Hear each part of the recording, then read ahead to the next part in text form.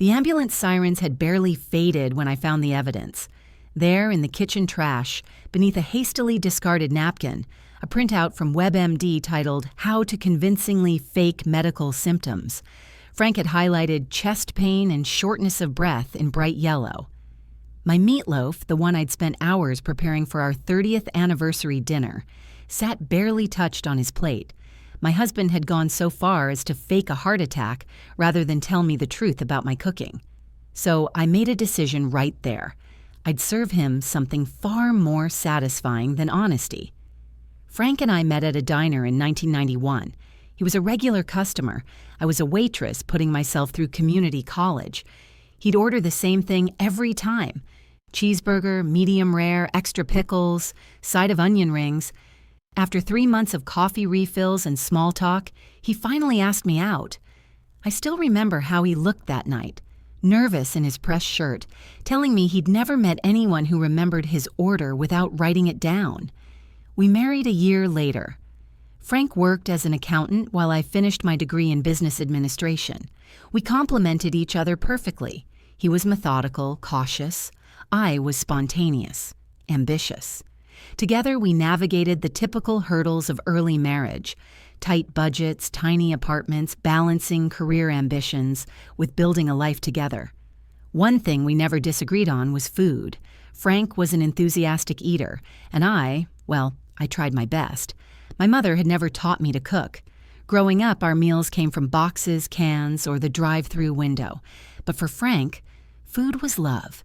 His Italian mother had shown her affection through elaborate Sunday dinners and holiday feasts that he described with such reverence, I could almost taste them. I wanted to give him that same feeling. For years, I tried. I bought cookbooks, clipped recipes from magazines, even took a community cooking class. Frank ate everything I made, clearing his plate with apparent enjoyment, thanking me for each meal with a kiss. If dishes occasionally went straight to the dog's bowl, or if he suddenly suggested takeout after sampling my attempts at coq au vin, I chose not to notice. Our life settled into comfortable routines. We bought a small house in the suburbs, advanced in our careers, decided against having children, and built a circle of close friends instead. 3 decades passed in the warm glow of compatibility and compromise, or so I thought, until our anniversary dinner, the night of the fake heart attack. Looking back, I should have noticed the signs. About 5 years into our marriage, Frank started working later. At first, I thought it was just career ambition. He'd been angling for a promotion. Then I began finding receipts from the diner near his office. When I asked, he'd say he'd grabbed a quick sandwich because a meeting ran long. Bit by bit, my kitchen confidence eroded. I noticed how he'd pile on hot sauce, or how his compliments became generic. "Thanks for dinner, honey," rather than specific praise for a particular dish. When friends came over, he'd suggest ordering in or having a potluck. I told myself he was being practical, saving me the work of cooking for a crowd. On our 15th anniversary, I attempted Julia Child's beef bourguignon. After hours in the kitchen, I served it proudly. Frank took 2 bites, then spent the rest of the evening in the bathroom. Food poisoning, he claimed. I believed him then. For our 20th, he suggested we go to a restaurant. "You deserve a night off," he insisted.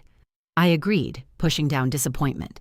The tradition continued for our 21st, 22nd, 23rd anniversaries, but for our 30th, I wanted to cook again. I'd been secretly taking online cooking courses for months, determined to master Frank's mother's meatloaf recipe, his favorite childhood dish. I'd tracked down his cousin Angela for the secret ingredients. I practiced 4 times when Frank was out of town for work. The day of our anniversary, I spent hours in the kitchen. The table was set with our best china, candles lit, wine breathing. Frank came home, smiled at the effort, and sat down dutifully. He took 1 bite, then another. His face revealed nothing as he chewed methodically. "How is it?" I asked, barely breathing. "It's—" he began, then suddenly clutched his chest, gasping dramatically. "Something's wrong. My chest. It hurts." He slid from his chair onto the floor, writhing and moaning. Terrified, I called 911. While waiting for the ambulance, he continued his performance. Shallow breathing, complaints of pain radiating down his left arm. The paramedics arrived within minutes, loaded him onto a stretcher, and whisked him away. I promised to follow in our car after quickly turning off the oven. That's when I went to the kitchen to grab my purse and saw the edge of the printout in the trash.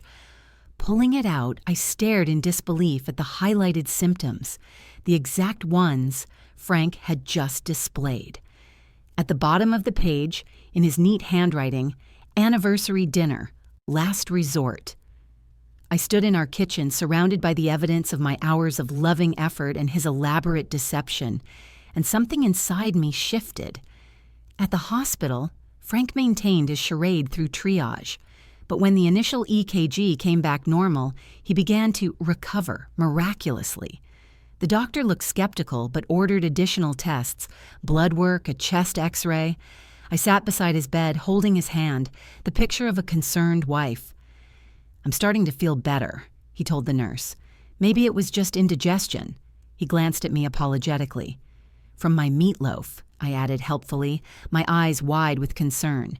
The doctor eventually discharged him with a recommendation to follow up with his primary physician. As we walked to the car, Frank put his arm around me. "I'm so sorry about dinner," he said. "You went to all that. Trouble." "Your health is what matters," I replied, starting the engine. "We can celebrate another time." On the drive home, he explained his symptoms in detail, how the pain had started, how scared he'd been. I nodded in all the right places, murmuring sympathetically. Inside, I was cataloging every embellishment, every theatrical flourish from his WebMD playbook. At home, he went straight to bed, exhausted from his performance. I cleaned up the dinner dishes, wrapped the uneaten meatloaf, and sat at the kitchen table with a glass of anniversary wine. 30 years of marriage, and I didn't really know my husband, or perhaps more accurately, he didn't really know me. The next morning, I called Angela. "The meatloaf was a disaster," I said without preamble. "Frank had some kind of reaction. We ended up in the emergency room." Her silence spoke volumes. "Angela," I pressed, "was there something wrong with the recipe you gave me?" She sighed heavily. "There's nothing wrong with the recipe, Joyce. It's identical to what Mama used to make." Another pause. "The truth is, Frank never liked his mother's meatloaf. None of us did. It was terrible. Dry, bland, but we all pretended because it would break her heart to know." I nearly dropped the phone. He pretended for all those years. We all did. It became a family joke, how we'd hide pieces in napkins or feed them to the dog when Mama wasn't looking. I thanked her and hung up, stunned. Not only had Frank faked a medical emergency to avoid my cooking, but he'd spent his entire childhood faking enjoyment of the very dish I'd worked so hard to recreate. Decades of pretense, layers of well-meaning lies. That afternoon, I made a decision and a dinner reservation. Frank spent the next week tiptoeing around me, solicitous and gentle, bringing home flowers and suggesting takeout for dinner. I accepted both with grateful smiles, playing my role perfectly.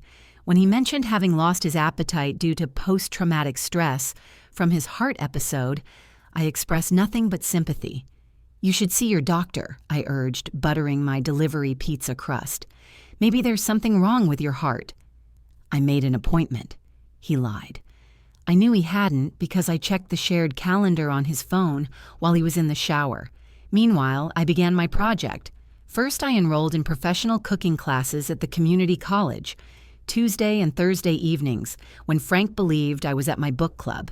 Next, I cleared out our garage freezer and began filling it with individually portioned homemade meals, but not for the reasons Frank might have assumed if he'd discovered them. 3 weeks after the heart attack, I suggested we try to celebrate our anniversary again. Nothing elaborate, I promised. I made a reservation at that new Italian place downtown. The reviews say it's authentic home cooking, just like your mother's. Frank agreed enthusiastically. When the evening arrived, he seemed genuinely relaxed for the first time in weeks, confident that his digestive system was in professional hands.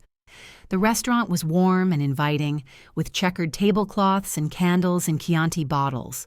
The owner, a boisterous man named Paolo, greeted us personally. "Ah, the special guests," he exclaimed, leading us to a corner table. "Your wife, she has arranged everything." Frank looked at me questioningly.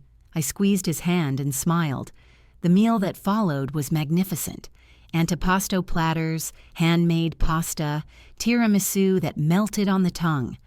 Frank ate with genuine pleasure, closing his eyes occasionally to savor particular bites. I watched him enjoy each course, noticing how his shoulders had relaxed, how animation returned to his features as he talked between mouthfuls. When the coffee arrived, I reached across the table and took his hand. "Happy anniversary, Frank."